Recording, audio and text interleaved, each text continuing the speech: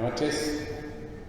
Vamos a compartir la palabra de Dios hoy. Les voy a pedir que me acompañen a Mateo 25, el Evangelio según Mateo, capítulo 25.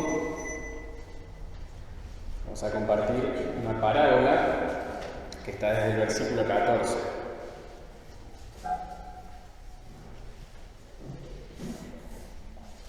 Mateo 25, 14.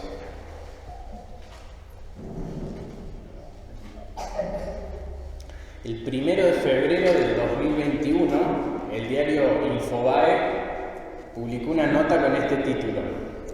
Escuchen. El pastor que anunció el fin del mundo no aparece y el dinero de los creyentes tampoco. Ese fue el título de la nota. Narra ahí la noticia, si quieren después lo buscan porque está todavía, de un tal Gabriel Alberto Ferrer Ruiz, un colombiano que dijo que Jesús iba a volver el 28 de enero del 2021. Él dijo eso, ¿y qué más le dijo a sus seguidores? Les dijo, hay que prepararse para esta venida de Jesús que va a ser el 28 de enero, así que vayan, vendan todo lo que tienen, ofrenden su dinero y renuncien a sus trabajos como una muestra de pureza y de desprendimiento de lo material mientras esperan el regreso de Jesús que va a ser ese 28 de enero. Bueno, obviamente, llegó la fecha, Jesús no volvió y este señor, don Gabriel, desapareció con toda la plata. Y encontraba dentro de la noticia el testimonio de una de las personas que decían: estamos muy enojados con el pastor porque nos despojamos de todas nuestras pertenencias, sin dinero ni nada, porque supuestamente era el rapto y no nos llevábamos nada material. Hasta el día de hoy no se sabe dónde está este pastor. Incluso busqué noticias más nuevas para ver si lo habían encontrado y no se conoce nada de él. Lamentablemente esta es una historia que hemos escuchado otras veces. No es la primera vez que alguien dice y anuncia que Jesús va a volver en cierta fecha. Y podríamos ya directamente descartar cualquier enseñanza que diga qué fecha va a ser el regreso de Jesús, porque justamente Jesús dijo que nosotros no íbamos a saber acerca de su regreso. Pero hay algo interesante en esto. Las personas veían que había un regreso inminente de Jesús y respondieron en serio, porque por más de que era una mentira, en este caso de verdad lo creían. Y cuando Jesús enseñó, Él dijo, sí, no van a saber el día y la fecha de mi regreso, pero Jesús no dejó lugar a dudas de qué quería que nosotros hagamos mientras esperábamos su regreso. Hago un paréntesis y les recomiendo que si no estuvieron el día que Diego predicó Maranata, que no me acuerdo si fue en la cuarentena o estábamos reunidos, la busquen y vean todo lo que el Señor nos pide mientras esperamos su regreso. Y hoy vamos a hablar de una parábola en particular que está en un contexto particular en la que Jesús nos va a dejar una enseñanza acerca de esto. ¿Cómo quiere Él que nosotros esperemos su regreso? Están ahí en Mateo, ¿verdad? ¿Lo buscaron?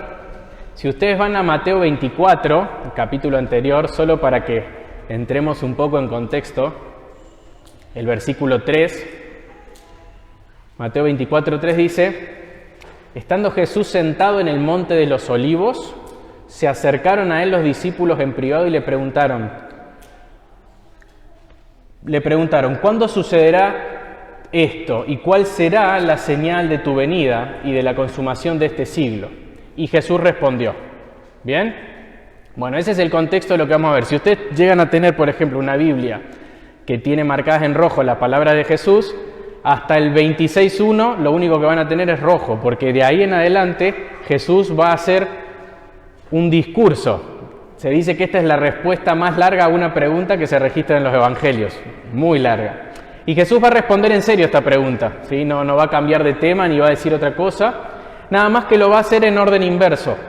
Ahí donde los discípulos le dijeron, ¿cuándo va a suceder todo esto? ¿Y cuál será la señal de tu venida? Jesús primero va a responder acerca de las señales del fin. Eso lo tenemos en el capítulo 24, desde el 3 hasta el 44. Y desde el 24-45 hasta el 26, hasta el fin del 25, Jesús va a hablar no de que hay una fecha en su venida respondiendo directamente la pregunta de los discípulos, sino explicándoles cómo tenían que ellos esperar esta venida. Y dentro de eso va a narrar 3 parábolas, dentro de las cuales una de estas parábolas, bueno, se podría decir que hay una cuarta después de las ovejas y las cabras, pero dentro de estas parábolas está la que vamos a leer nosotros. Una aclaración: si bien Jesús había anunciado su muerte, su resurrección, los discípulos no terminaban de entender. Entonces, si bien Jesús les habla de la segunda venida, no es que ellos, en la mente de los discípulos, estaba esto de que Jesús iba a morir, resucitar, se iba a ir y que después iba a regresar. Sin embargo, sí está en la mente de Jesús al responderle. Capaz los discípulos probablemente estaban esperando ese día como el día en que Jesús finalmente iba a reinar sobre Israel, ¿sí? En ese momento. Vamos a leer el pasaje sin más preámbulo, sin más introducción. Ahí volvemos al 25, desde el versículo 14. Dice esta parábola que contó Jesús: porque el reino de los cielos es como un hombre que al emprender un viaje llamó a sus siervos y le encomendó sus bienes.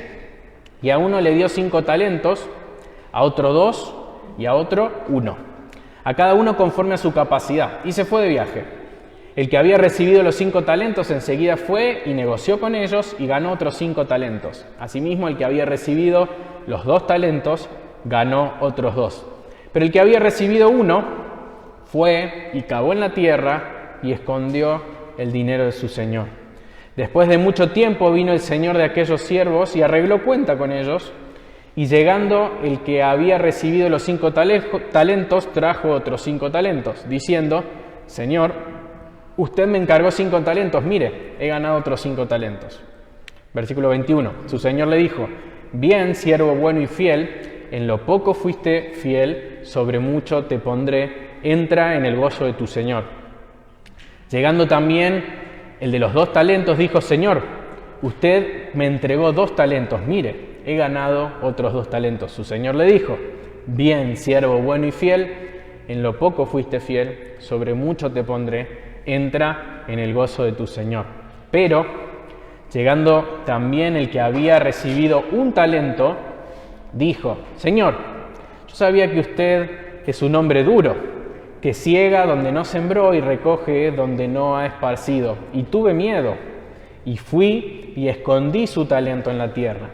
Mire, aquí tiene lo que es suyo. Pero su señor le dijo: siervo malo y perezoso, sabías que ciego donde no sembré y que recojo donde no esparcí. Debías entonces haber puesto mi dinero en el banco, y al llegar yo hubiera recibido mi dinero con intereses. Por tanto, quítenle el talento y dénselo al que tiene 10 talentos, porque a todo el que tiene más se le dará y tendrá en abundancia, pero el que no tiene, aún lo que tiene se le quitará. Y al siervo inútil, échenlo a las tinieblas de afuera, allí será el llanto y el crujir de dientes. Quiero que veamos de esta parábola 3 puntos, o que dividamos la historia en 3 partes, mejor dicho. Primero vamos a ver la entrega de los talentos, después vamos a ver la administración de los talentos y después vamos a ver la rendición de cuentas. Vamos con el primer punto, acerca de la entrega de los talentos. Vuelvo a leer rápido ahí el 14. Dice: porque el reino de los cielos es como un hombre que al emprender un viaje llamó a sus siervos y le encomendó sus bienes. Y a uno le dio 5 talentos, a otro le dio 2 y a otro 1, a cada uno conforme a su capacidad, y se fue de viaje. Bueno, la parábola, esta como otras, es una comparación que Jesús hace a través de una historia para ilustrar un punto espiritual al que Él quiere llegar. Y en esta historia en particular nos encontramos con 4 personajes. El primero es este hombre que es un señor, ¿sí? Es un dueño, que él dice que va a emprender un viaje. Probablemente, como después dice que se va mucho tiempo, era un viaje lejos, ¿no? Y en esta historia, mejor dicho, este hombre representa claramente a nuestro Señor Jesús. Y además de este Señor, hay 3 siervos, 3 personajes extras. Estos eran esclavos que podían tener diferentes niveles de instrucción, diferentes capacidades. Y a estos esclavos, como dice la parábola, se les da cierto dinero que tienen que administrar. ¿A qué representan estos tres siervos? Bueno, nosotros vamos a ver por el final de la historia que hay uno de ellos que no es un siervo verdadero, pero sí podríamos decir, para poder aplicar esta parábola a nosotros, que estos siervos representan a todos aquellos que se dicen siervos de Cristo. Así que si vos te considerás un siervo de Jesús, esta parábola está contada para vos. Y ahí surge otra pregunta, que es, ¿qué son estos talentos o estos talentos que se le entregaron a los siervos? Bueno, el talento es una medida de peso que se usaba para pesar el dinero. Creo que se calcula entre 20 y 30 kilos, podría haber talentos de plata, talentos de oro, pero era una medida, sí, es una cantidad cierta de dinero. ¿Y qué representa el talento? Para que nosotros podamos entender bien la parábola, tenemos que saber a qué se refiere la parábola con talento. Si yo les digo talento a ustedes, seguramente ustedes piensen, porque hablan español igual que yo, que me estoy refiriendo a capacidades naturales de una persona, ¿no? Nosotros hablamos del talento de Messi, hablamos del talento de, un músico. Y esto es porque esta parábola caló tan hondo que si ustedes incluso buscan la definición de talento, dice que tiene que ver con una parábola bíblica. Entonces se ve que caló muy profundo en el idioma y se llegó a hablar de talento directamente como una capacidad que te fue dada. Sin embargo, tanto esta idea de talento como la idea que después se desprendió de decir, bueno, estos talentos son los dones que Dios nos da, se queda un poco corta, porque la parábola no está hablando específicamente de una capacidad que Dios le da. Si tenemos que ser justos con la historia que Jesús está contando, los talentos representan todo lo que Dios nos da, ¿sí? Yo le pondría la palabra recursos. Cualquier cosa que el Señor nos da entraría dentro de la categoría de estos talentos que recibimos. Puede ser cualquier cosa que implique recursos, tiempo, fuerza, capacidades, dinero, circunstancias, etc. Y que representan, por un lado, oportunidades, porque el que se le da talento tiene oportunidades, y por otro lado, responsabilidades. ¿Cómo fueron repartidos estos talentos? ¿Qué dice ahí la Biblia? Bueno, dice que el Señor los repartió de acuerdo a las capacidades de los siervos como Él quiso, ¿sí? Simplemente como el Señor, soberano y dueño, quiso repartir a sus siervos. Y esto es una realidad para nosotros. Cada persona recibió recursos diferentes. Y así es con nosotros, así es con nuestra iglesia y con otras iglesias y con otras personas y con todo el mundo. Algunas iglesias, algunas personas nacieron en culturas evangelizadas, por ejemplo, y otras nacieron en iglesias perseguidas. Algunos nacieron en economías estables, otros nacimos acá en Argentina. Algunos, dentro de este mismo contexto, por ejemplo, pueden venir de familias creyentes y capaz leyeron la Biblia por primera vez siendo muy chiquitos. Y tal vez otros no, tal vez otros leyeron la Biblia por primera vez hace muy poco. Algunos tienen más recursos económicos, otros menos. Algunos tienen más recursos educativos, otros menos. Y así podríamos seguir. Pero esta es la realidad, ¿sí? Tenemos recursos diferentes. Y existe una falsa idea, que también se nos impregna a nosotros, de que hay que buscar esta especie de igualdad de oportunidades, ¿no? ¿Lo han escuchado alguna vez? ¿Sí? Tiene que haber una igualdad. Y la verdad es que es humanamente imposible, porque Dios mismo, diría un no creyente, la vida, le da a cada uno distintas cosas, distintas circunstancias, distintos recursos, ¿sí? Y sería humanamente imposible, digamos, querer una igualdad absoluta de las personas en cuanto a esto. Dios nos está diciendo, no todos reciben la misma cantidad de recursos. Lo que tenemos que tener bien presente es, Todos tenemos recursos que implican oportunidades y responsabilidades. El Señor nos ha hecho administradores de esos recursos y no dueños. Y se nos pide fidelidad en lo que Dios nos dio. ¿Sí? Entonces, el punto clave de esta parábola va a ser que el Señor te pide que hagas un uso de aquello que te dio para que lo inviertas en su reino y seas fiel. ¿Sí? Entonces vamos a pasar al segundo punto, que es la administración de los talentos. Ya vimos la entrega de los talentos, veamos ahora la administración de los talentos. Dice ahí el versículo 16. El que había recibido 5 talentos, enseguida fue y negoció con ellos y ganó otros 5 talentos. Asimismo, el que había recibido los 2 talentos, ganó otros 2. Pero el que había recibido 1, fue y cavó en la tierra y escondió el dinero de su señor. Bueno, el que recibió 5 talentos, ¿cuántos ganó? 5. ¿Qué porcentaje de ganancia? 100%, duplicó su dinero, ¿sí? De 5 ganó otros 5.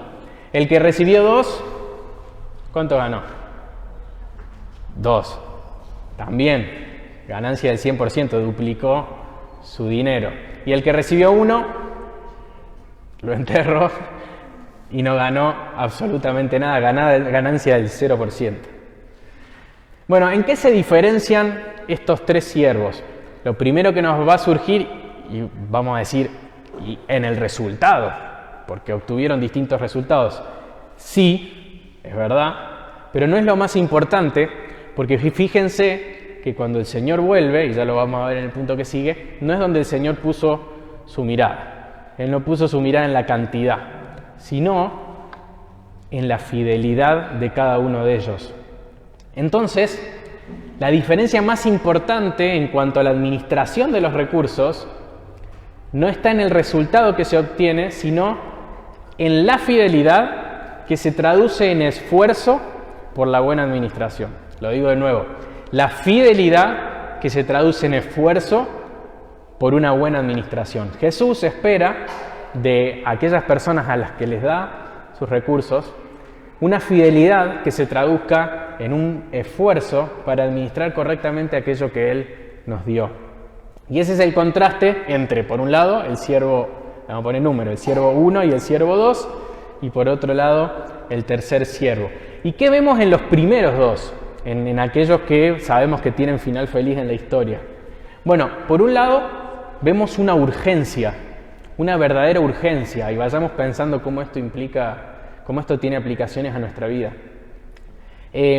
Fíjense en el pasaje que el versículo 16 nos dice cómo respondieron ellos ni bien recibieron, o en el caso el primer siervo, cuando recibe sus talentos. Dice, enseguida fue y negoció. Enseguida, dice. Él no esperó absolutamente ni un segundo. Después cuando llega al segundo siervo dice, así mismo él, o sea que nos da a entender que hizo igual. Él no sabía cuándo iba a volver su amo, ¿sí? No tenía idea cuándo él iba a volver, pero le dieron los talentos y enseguida fue y se puso a invertir esto.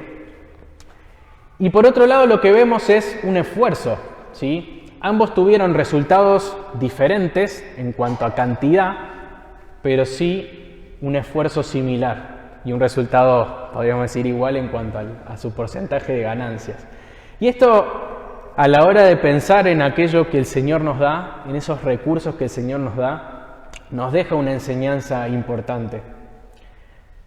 El Señor no puso fecha a su regreso, igual que el Señor de la parábola. Simplemente se fue. Pero sí dijo que iba a volver. Y nuestro Señor también dijo que iba a volver. Entonces, el Señor puede volver en cualquier momento y nosotros tenemos que tomar eso con urgencia. El Señor quiere que cuando vuelva quiere encontrarnos fieles, esforzados, trabajando. Hay 2 tipos de errores que Jesús enseña, no solamente en este pasaje, sino si leyéramos el capítulo entero, acerca de errores acerca de lo que hacemos mientras esperamos el regreso de Él. Por un lado, están aquellas personas que cometen el error de dejar ese esfuerzo para el final. Eso es lo que enseña la parábola que está al principio del capítulo sobre este siervo fiel y siervo infiel, ¿sí? Un siervo que le dejan a cargo los suyos y dice, el Señor no va a volver pronto, y les empieza a pegar y se va de fiesta. Después lean la parábola. Pero, ¿cuál es el error grande? Que esta persona dice, el Señor no va a volver pronto. Y después cuando el Señor vuelve, lo encuentra haciendo mal. Y esta es la enseñanza.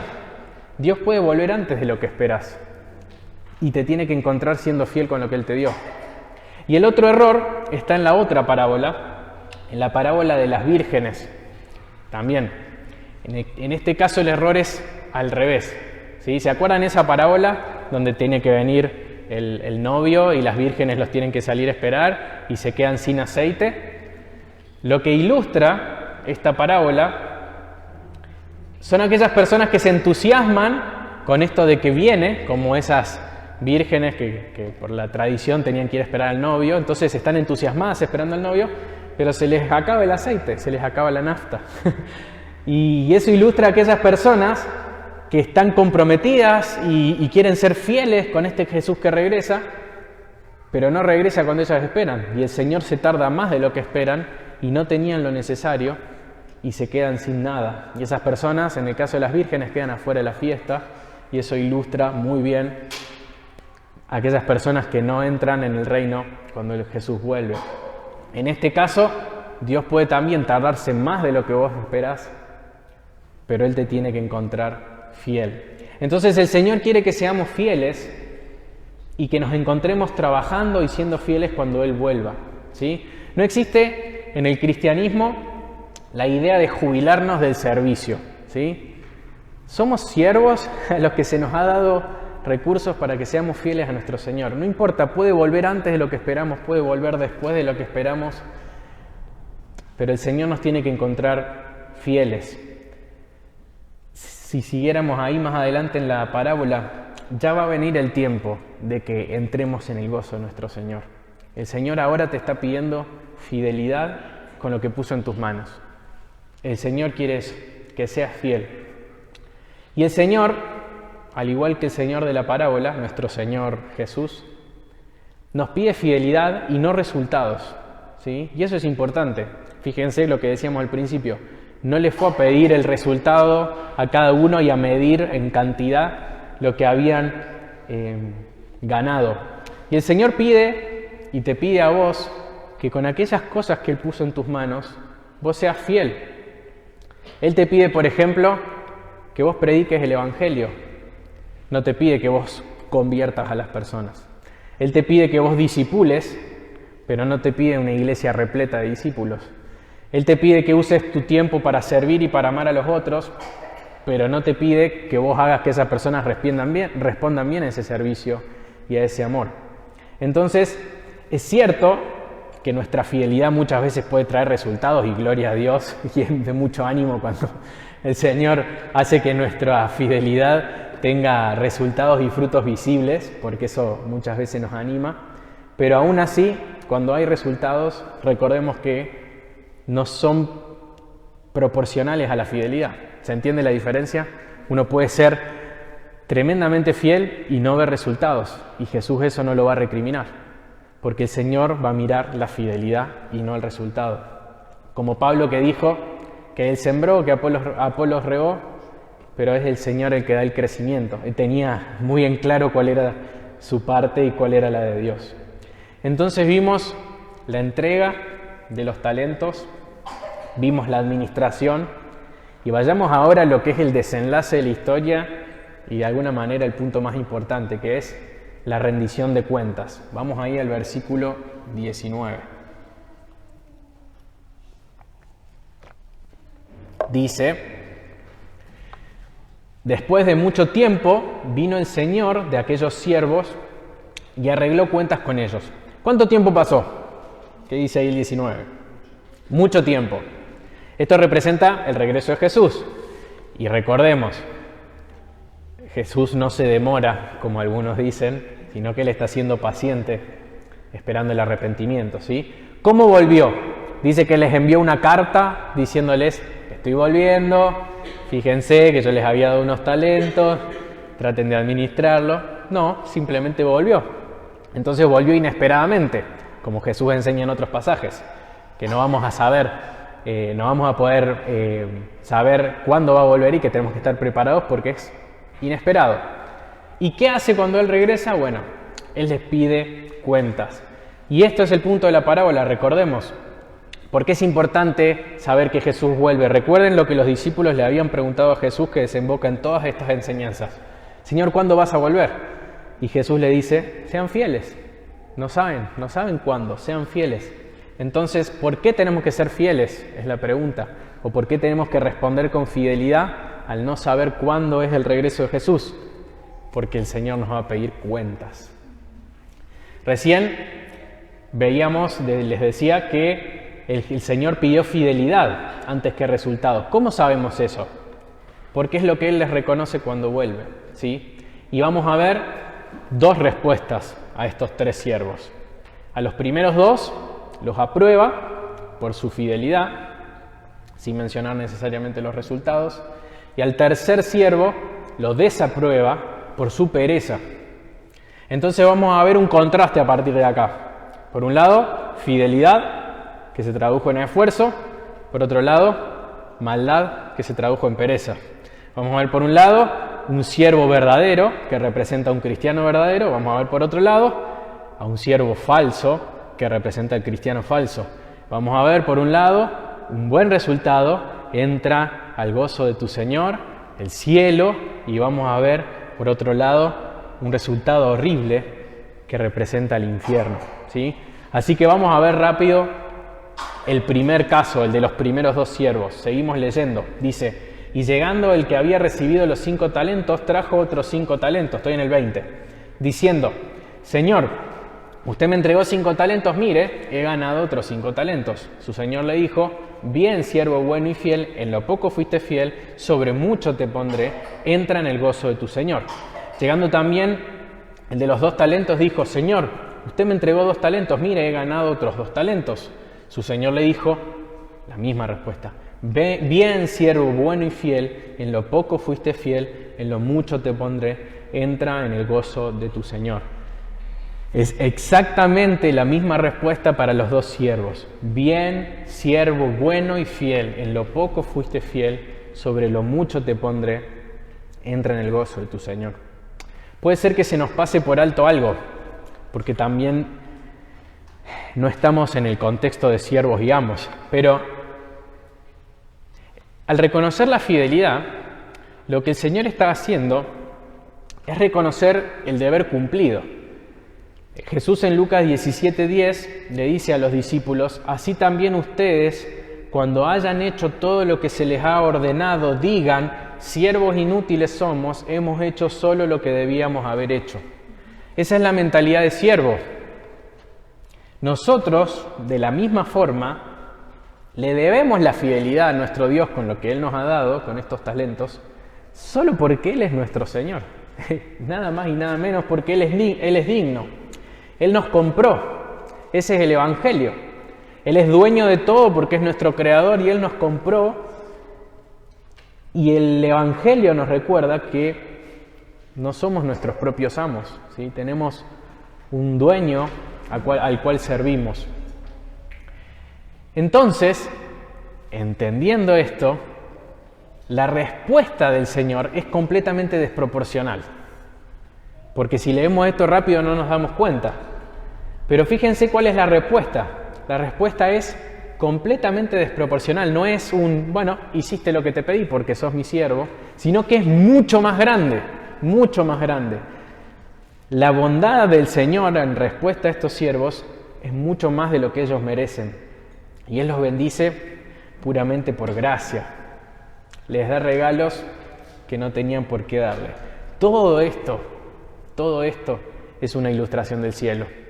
Si nosotros interpretáramos mal la parábola, diríamos, bueno, el Señor les está pagando por su trabajo, entonces el cielo termina siendo un pago por la fidelidad nuestra acá en la tierra. Sería una interpretación malísima de esta parábola que claramente no está enseñando eso.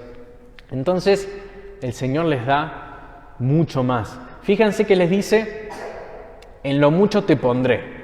Esas son las palabras del Señor. Es posible, como una implicancia media indirecta del texto, que en la tierra nosotros recibamos más oportunidades de servir al Señor mientras más fieles somos, ¿sí? Puede ser una implicancia o es una posibilidad. Que si vos sos fiel con el que el Señor te da, el Señor te va a dar más oportunidades para que vos sigas siendo fiel. Pero no es el punto de la parábola, ¿sí? No es el punto. El punto de en lo mucho te pondré tiene que ver con el cielo, ¿sí?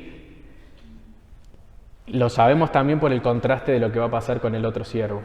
Entonces, el Señor vuelve y les da, por gracia, no por recompensa, el cielo.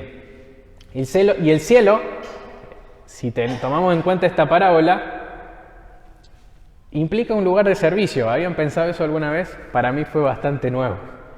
Pero así como él se encuentra al siervo y le dice, vos fuiste fiel en lo poco, vení, vas a servir en lo mucho, te voy a poner en lo mucho.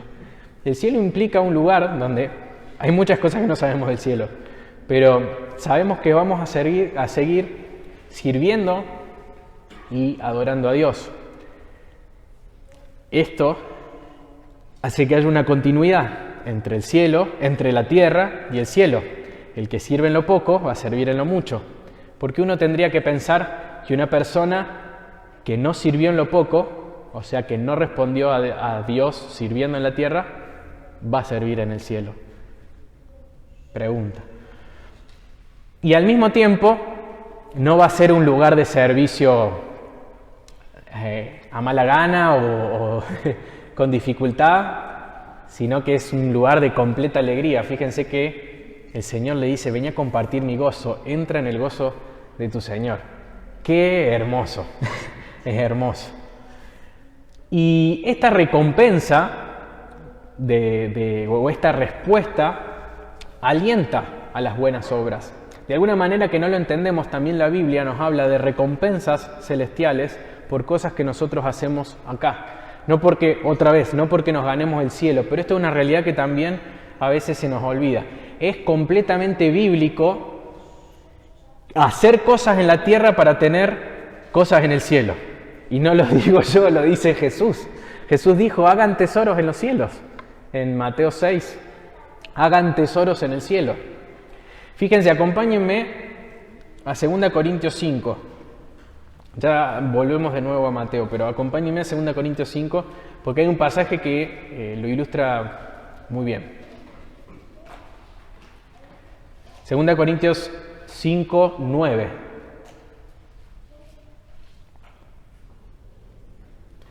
Dice, por eso, ya sea presentes o ausentes, ambicionamos agradar al Señor, porque todos nosotros debemos comparecer ante el tribunal de Cristo, para que cada uno sea recompensado según sus hechos, estando en el cuerpo, de acuerdo con lo que hizo, sea bueno o sea malo. Fíjense lo que Pablo está diciendo. Yo tengo una ambición. Normalmente escuchamos la palabra ambición en cosas negativas, ¿sí? No debemos ser ambiciosos y solamente querer plata o solamente progreso para nosotros, o el que ambiciona la fama. Y tenemos asociada la palabra ambición a cosas malas. Pero la palabra que usa Pablo en este momento cobra un sentido santo. ¿Qué es lo que ambiciona Pablo? Ambiciona agradar a Dios. Y fíjense en el versículo 10, dice, ¿por qué? O sea, hay una razón por la cual Pablo tiene una ambición en la tierra de agradar a Dios, y es porque él va a comparecer ante el tribunal de Jesús. Entonces, tener una perspectiva eterna y pensar en que Jesús, ese Señor, vuelve y nos va a pedir cuentas y que nos va a recompensar, sea lo bueno o lo malo, dice este pasaje, y ese malo se traduce como inútil. Entonces, ya sea que hayamos hecho cosas buenas o que no hayamos desperdiciado, eso nos hace ambicionar agradar al Señor. Y está bien que vos hoy quieras servir al Señor porque te espera ese día. Es bíblico. Y así tiene que ser. Ahora vamos de nuevo a Mateo 25 y vamos a terminar de leer la historia. Vamos a ver el final triste. Ya vimos el final feliz. Ahora vamos a ver el final triste. 25-24. Dice: pero llegando también el que había recibido un talento, dijo: Señor, yo sabía que usted era es un hombre muy duro, y que ciega donde no sembró y recoge donde no ha esparcido. Y tuve miedo, y fui y escondí su talento en la tierra. Mire, aquí tiene lo que es suyo. Pero el Señor le dijo: siervo malo y perezoso, sabías que ciego donde no sembré y que recojo donde no esparcí. Debías entonces haber puesto mi dinero en el banco, y al llegar yo hubiese recibido mi dinero con intereses. Por tanto, quítenle el talento y dénselo a los que tienen 10 talentos. Porque a todo el que tiene, más se le dará y tendrá en abundancia, pero el que no tiene, aún lo que tiene se le quitará. Y al siervo inútil, échenlo en las tinieblas de afuera, allí será el llanto y crujir de dientes. Lo primero que vemos en este siervo es una excusa más grande que una casa. Este siervo sabe que fue malo, que fue perezoso, que fue infiel con lo que le dieron. Entonces lo primero que hace es justificarse a sí mismo. Le dice que saca el problema de él y lo pone en el problema en su señor. Le dice: bueno, es que vos eras un señor sos como un señor dominante que va y malo, que siembra donde no cosechó y eras muy poderoso, entonces tuve miedo.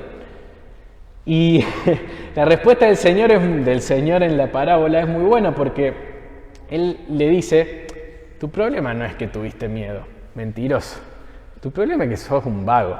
Eso le dice. Le dice: siervo malo y perezoso. Malo y perezoso. Le dice: si tu problema hubiese sido eso, hubieses ido al banco y lo hubieses dejado ahí y me lo hubieses dado con intereses. Tu problema es que sos un siervo malo. Ese es tu problema. El problema tuyo no está en mí, el problema está en vos. Sos un siervo malo y perezoso. Fíjense el contraste de la parábola. Por un lado, siervo bueno y fiel, en lo poco fuiste fiel, en lo mucho te pondré. Por el otro lado, siervo malo y perezoso. Este siervo no conocía al Señor entonces. Si tenemos que resumirlo, era malo, era perezoso, desperdició la oportunidad que se le había dado, no conocía verdaderamente a su Señor, no esperaba su regreso tampoco, porque si él hubiese tomado en cuenta que este Señor de verdad volvía a pedirle cuentas, no hubiese actuado así. Y realmente no creía que iba a tener que responder ante la responsabilidad que se le había dado. Y podríamos pensar, y sería un final que humanamente a mí me quedaría más cómodo en esta parábola, que bueno, él desperdició lo que tenía, pero bueno, lo mismo entró y no tuvo tantas recompensas o no disfrutó tanto de la compañía de su Señor como los otros. Y es verdad que la Biblia, por ejemplo, en 1 Corintios 3, del 10 al 15, nos habla de este juicio de obras donde nuestras obras van a ser probadas al fuego y algunas van a perdurar y otros van a salvarse como por fuego porque lo que hicieron en esta tierra fue hojarasca que se quemó. Pero este no es el punto de la parábola esta en particular y no es el final que Jesús nos da, y no me gusta el final que Jesús da en esta parábola, pero es el final que Jesús da. Y el final de este tercer siervo es el infierno. Dice: y al siervo inútil échenlo en las tinieblas de afuera, allí será el llanto y el crujir de dientes. Parece un final como desproporcionado, ¿no? Pero nos ayuda a entender la seriedad con lo que Jesús está contando esta historia.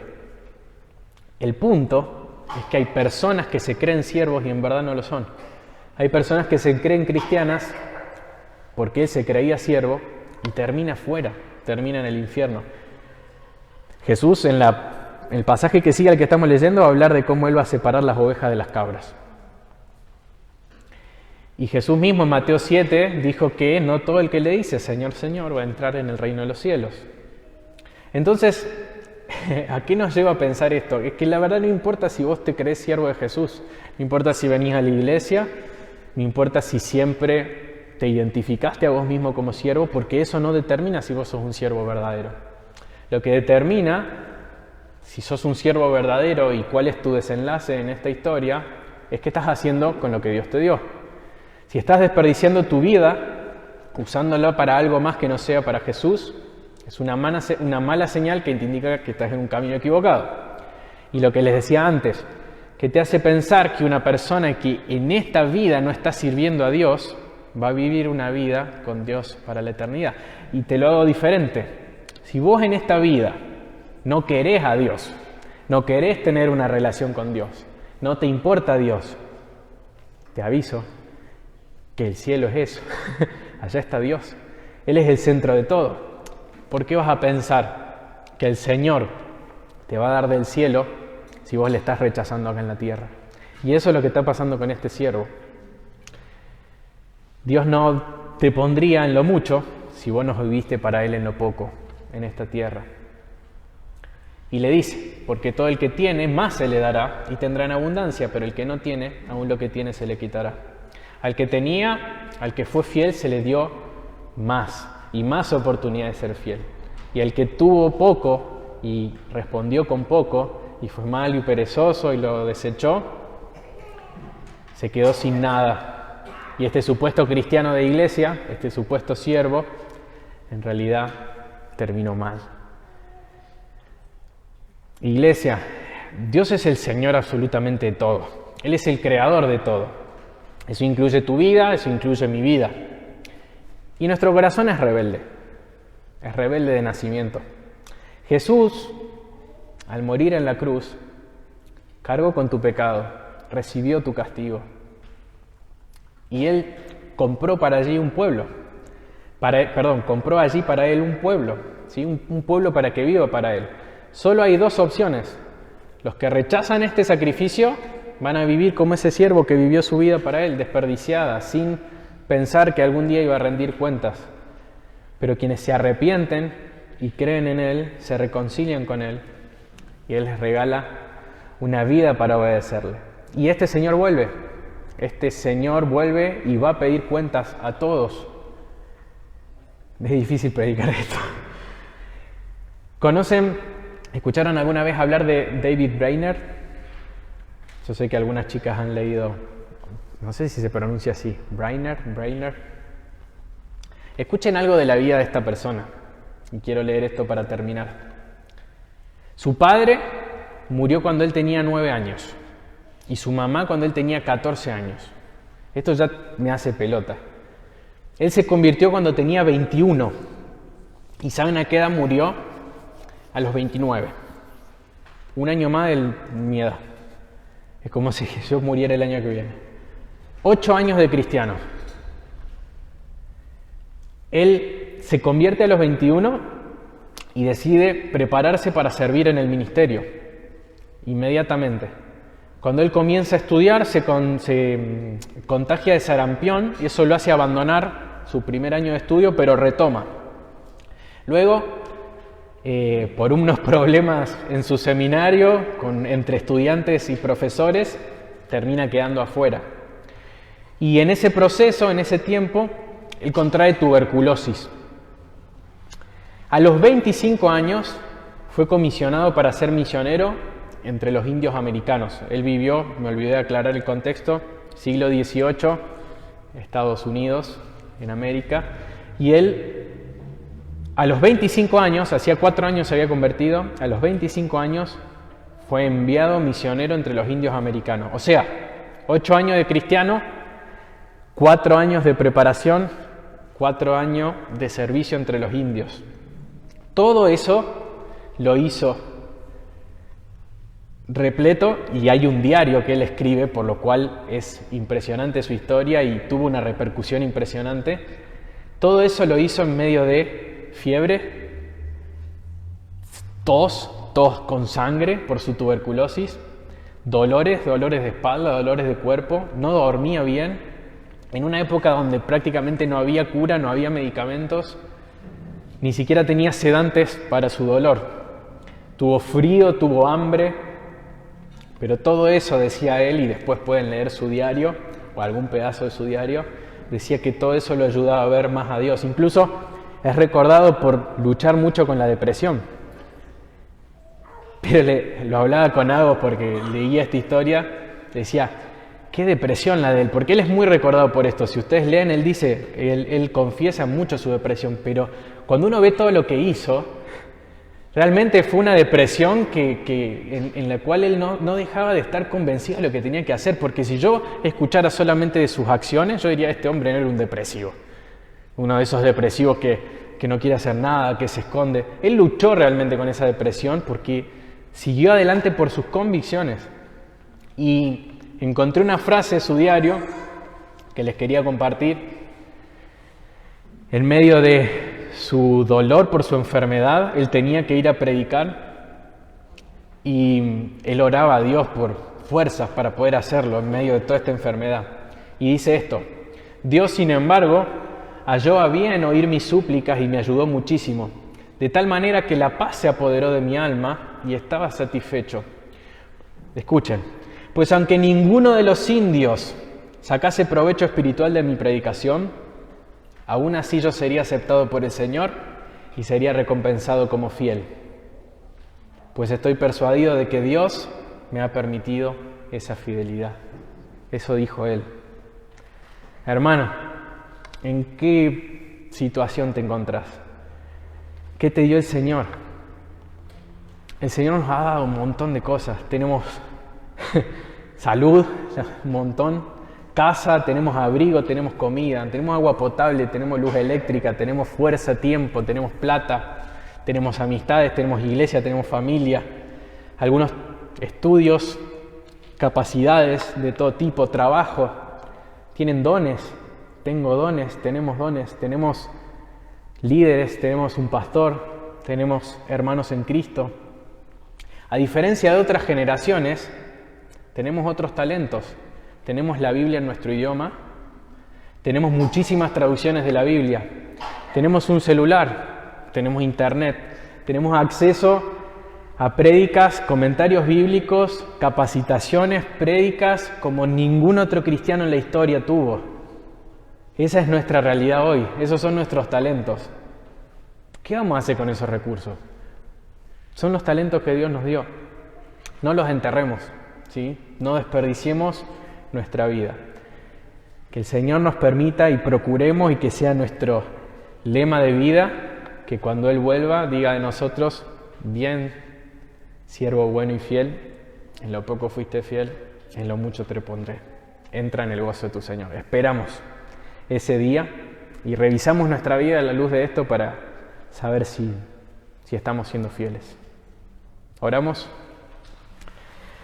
Señor, estamos llenos de pecado y te rogamos que despiertes nuestros corazones para no ser esos siervos perezosos, esos siervos mentirosos de mentira que respondieron con pereza. Queremos, Señor, que nos encuentres fieles. Sabemos que eso significa esfuerzo, significa ser responsables con lo que hoy has puesto en nuestras manos, y te pedimos que nos des la claridad suficiente para responder como a vos te agrada. Señor, ayúdanos a ser fieles. Tenemos mucho por recorrer, estamos lejos, pero queremos ser esos siervos que, aún con sus luchas, buscan serte fieles en lo que les has dado. Te lo pedimos, Señor. Ayúdanos a esperar tu regreso de la forma en que a vos te agrada, de la forma en que vos le dijiste a tus discípulos que querías ser esperado, siendo fieles. Ayúdanos, Señor. En el nombre de Jesús. Amén.